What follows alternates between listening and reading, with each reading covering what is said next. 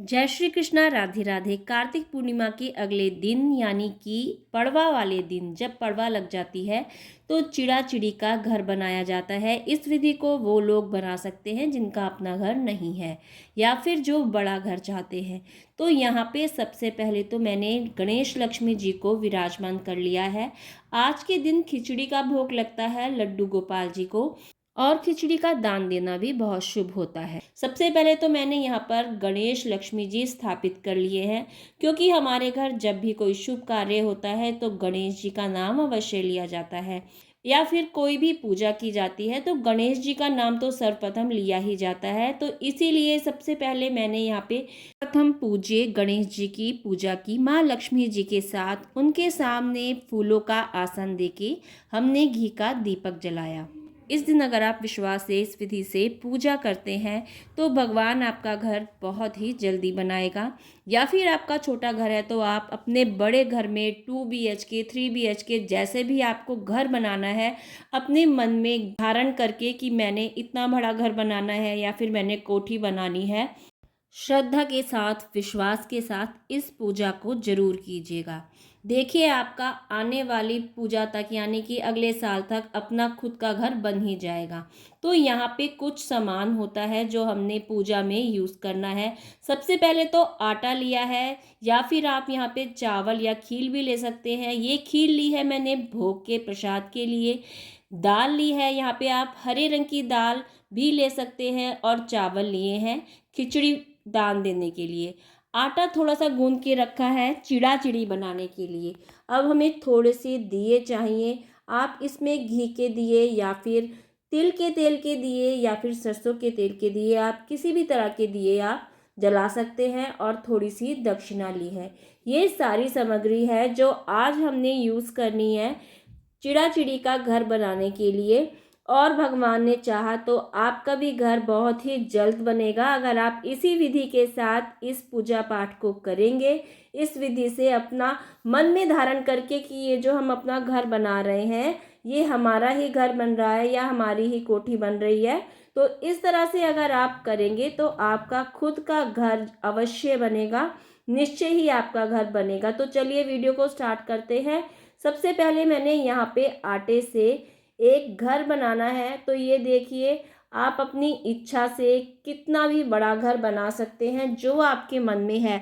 यहाँ पे मैंने 5 BHK घर बनाया है, यानी कि मुझे 5-6 कमरों का एक सुंदर सा घर चाहिए था। तो उसी मन में तो वही मैंने श्रद्धा भाव से वही चीज़ मैंने मन में धारण करके कि भगवान मुझे 5-6 कमरों वाला एक बड़ा सा घर चाहिए।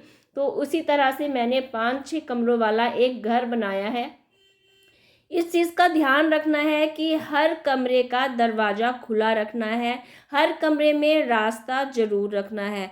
देखिए बिना रास्ते के तो वो एक डब्बा ही बन जाएगा, तो हमने डब्बा नहीं बनाना है।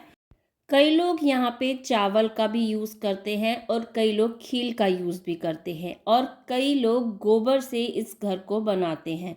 तो आपके घर पे जिस तरह से भी यह रीति रिवाज किया जाता है आप उस तरह से कर सकते हैं। आटे से, चावल से, गोबर से और खील से किसी भी चीज़ से आप इस घर को बना सकते हैं। तो यहाँ पे मैंने एक छोटा सा मंदिर भी अपने घर के अंदर बनाना था।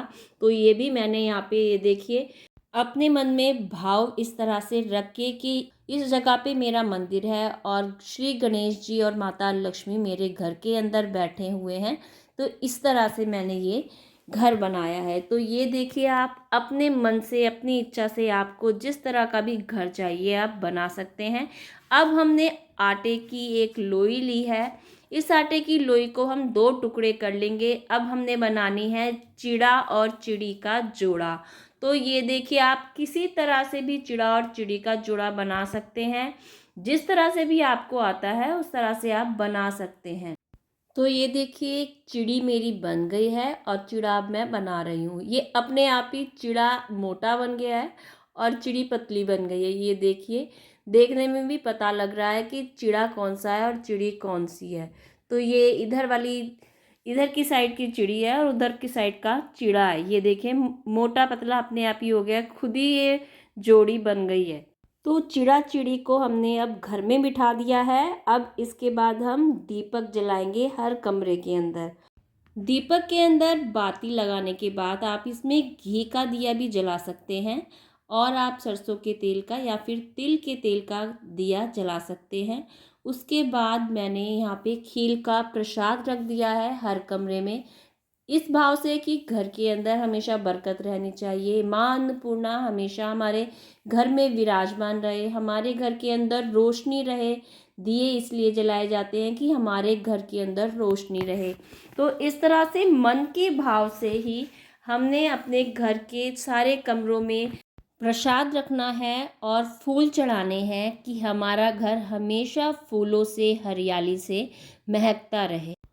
और अब हमने दिए जलाने हैं, तो दिए जलाते हुए हमेशा यह भाव रखना है कि जैसे हम दिवाली पर अपने घर को सजाते हैं, लड़ियाँ लगाते हैं, दिए जलाते हैं, तो हम इसी तरह से अपने घर के अंदर रोशनी कर रहे हैं। भगवान हमारी इस मनोकामना को पूरी करे और हमारे घर के अंदर इसी तरह से हम अगली दिवाली पर अपने खुद के घर में दिए जलाएं।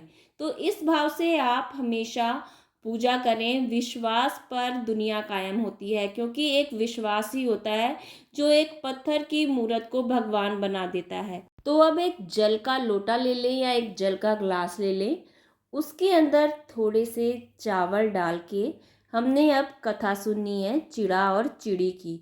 तो ये देखिए, कोई भी कथा सुनी जाती है तो चावल ज़रूर हाथ में लेने चाहिए, या फिर आप हाथ में पुष्प ले सकते हैं या फिर आप चावल ले सकते हैं। तो चलिए चिड़ा और चिड़ी की कथा सुनते हैं। कार्तिक पूर्णिमा के अगले दिन यह कहानी सुनी जाती है। 4 चिड़िया दोस्त होती हैं और कार्तिक के महीने में साथ साथ स्नान करती हैं और व्रत भी रखती हैं। कार्तिक पूर्णिमा के अगले दिन वह खिचड़ी बनाने के लिए दाल, चावल और घी इकट्ठा करती हैं और खाना बनाती हैं। पहली चिड़िया नहाकर आई और भूख लगने पर उसने खिचड़ी की भाप खा ली। दूसरी चिड़िया ने खिचड़ी का पानी पी लिया। तीसरी चिड़िया ने पूरी खिचड़ी खा ली।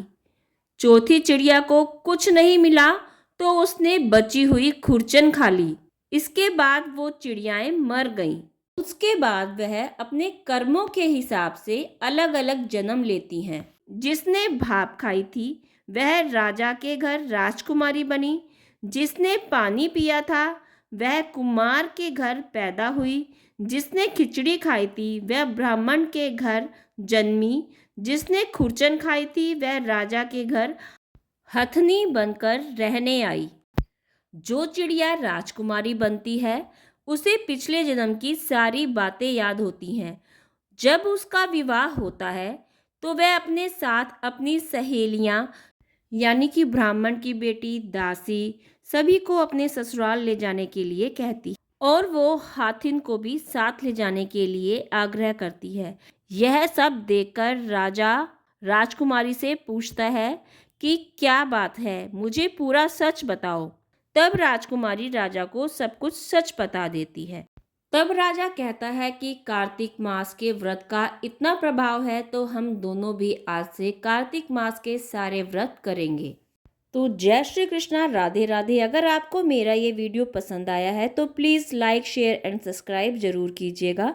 इससे हमें पता लगता है कि आपको हमारे वीडियो पसंद आ रहे हैं और हमारा हौसला बढ़ता है।